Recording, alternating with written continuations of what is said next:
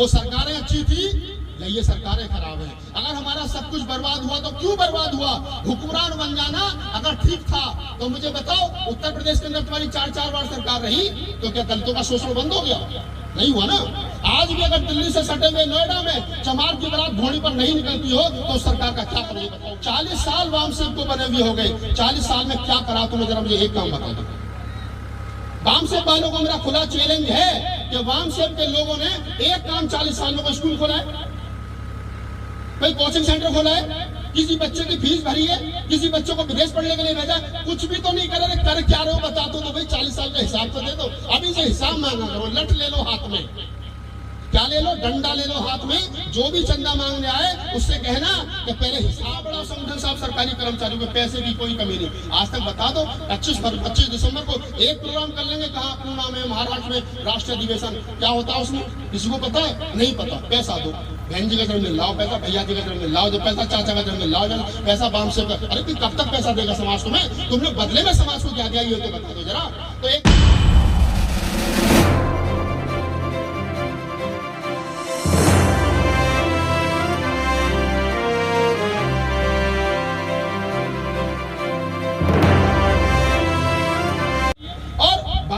हिंदू को रोकने के लिए 5-5 अखबार निकाले साहब।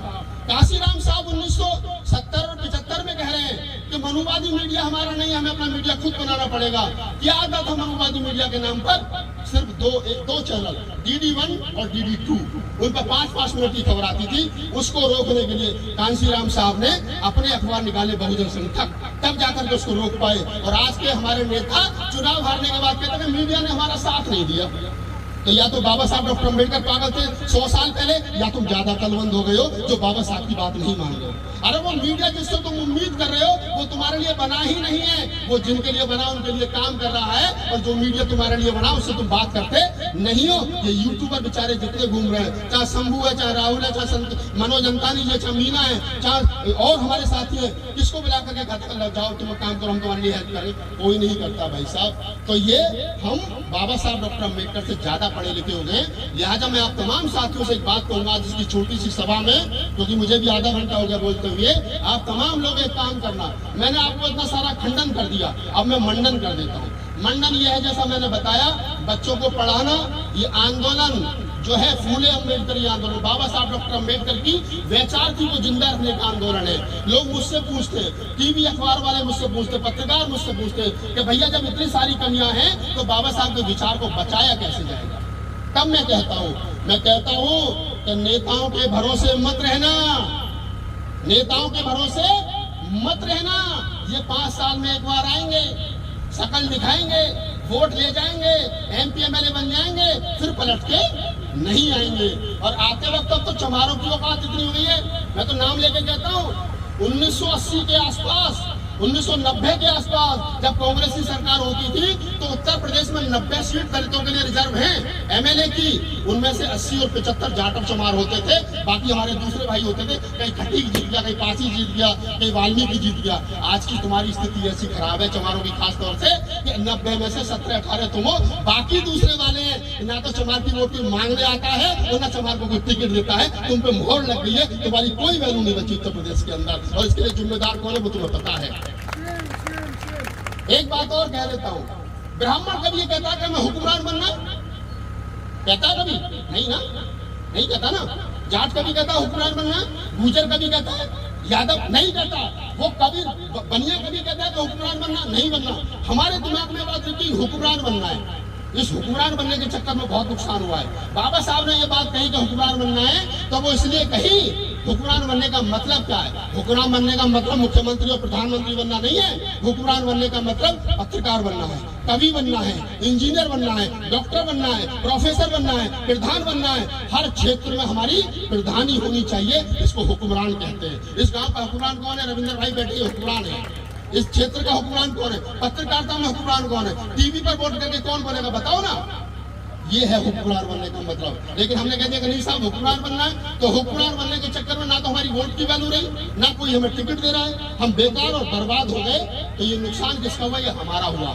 मैं ये नहीं कहता वोट किसको देना, ये आपका अपना काम है, जिसको भी देना। लेकिन एक बात कह करके जा रहा हूँ, अगर आने वाली नस्लों को बचाना है, अगर इन बच्चों का भविष्य बचाना है, इन बेटियों के हाथ में आप ये झाड़ू छोड़ करके इनको अफसर बनाना चाहते हो, तो पलट करके तो देखना पड़ेगा कि आखिरकार वो कौन सा दौर था।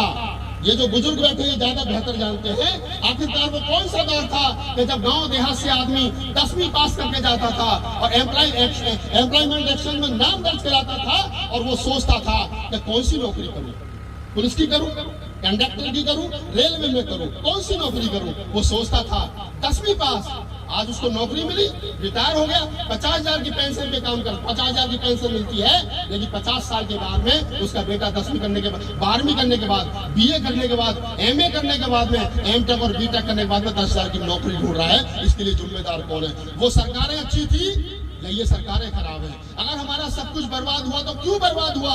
हुक्मरान बन जाना अगर ठीक था तो मुझे बताओ, उत्तर प्रदेश के अंदर तुम्हारी 4-4 बार सरकार रही, तो क्या दलितों का शोषण बंद हो गया? नहीं हुआ ना। आज भी अगर दिल्ली से सटे हुए नोएडा में चमार की बारात घोड़ी पर नहीं निकलती हो तो सरकार का क्या करोगे? बताओ मुझे जरा तुम। नहीं ना। समाज सरकार बनाने से मजबूत नहीं होता, समाज के पास जब पैसा होता है, ताकत होती है, समाज मजबूत तब होता है। सरकार बनाने से कुछ लोग मजबूत हो सकते हैं।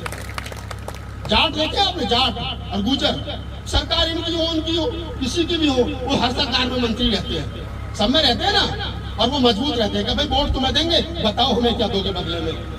अमेरिका का आप रिजल्ट देखिए, जो प्रबुद्ध लोग बैठे सुन लीजिए। अमेरिका में ब्लैक्स के आंदोलन को पढ़िएगा आप लोग, तो आपको पता चलेगा कि अमेरिका के अंदर ब्लैक जो जाति है उसको 1968 तक पब्लिक ट्रांसपोर्ट में बैठने का हक नहीं था। यानी वो बसों में नहीं बैठ सकते थे गोरों के साथ काले। लेकिन उन्होंने कभी नहीं कहा कि मैं हुक्मरान बनना है, कभी कहा ब्लैक ने, कभी नहीं कहा ना। लेकिन उन्होंने क्या कहा? उन्होंने कहा कि सरकार रिपब्लिकन पार्टी की हो या कांग्रेस की हो, उससे बैठ करके उनके एक्टिविस्ट, उनके जो नेता थे, वो बात करते थे कि चलो वोट तुमको दे देंगे, हमारे समाज के लिए क्या करोगे बताओ, ये करो, ठीक है, उतना हो गया। धीरे धीरे समाज मजबूत हुआ, और जब समाज मजबूत हुआ तो फिर बराक ओबामा राष्ट्रपति बना। कमजोर समाज के सर पर ताज भी रह जाएगा तो वो ज्यादा दिन तक नहीं रहता, जैसे उत्तर प्रदेश के अंदर हुआ है। और मैं तो पूरा देश घूमता हूँ, पंजाब के चमार ने सरकार नहीं बनाई, लेकिन वो मजबूत हैं, उनके पास में बड़े बड़े बंगले हैं, गाड़ी है, घोड़ा है विदेशों में, क्यों? क्योंकि पैसा है उनके पास में। हमारा आदमी आज भी दूसरे के खेतों में मजदूरी करने के लिए जाता है, उसका शोषण होता है, बेटियों के बलात्कार होते हैं, क्योंकि पैसा नहीं है। लिहाजा अपने आप को कैसे मजबूत करना है, इस पर ध्यान रखिए। इन बेटियों को कैसे बचाना है, इन बच्चों की शिक्षा कैसे मजबूत होगी, इस पर बचाइए। और एक बात और कहता हूँ अंत में, अगर कोई चंदा मांगने आए ना आपके घर, खासतौर से वाम सेब के लोग और चंदा मांगने के लिए आए, तो उनसे कहना किस बात का चंदा भाई, किस बात का चंदा, क्यों चंदा दे? 40 साल वाम सेब को बने हुए हो गए, 40 साल में क्या करा तुमने, जरा मुझे एक काम बता दो।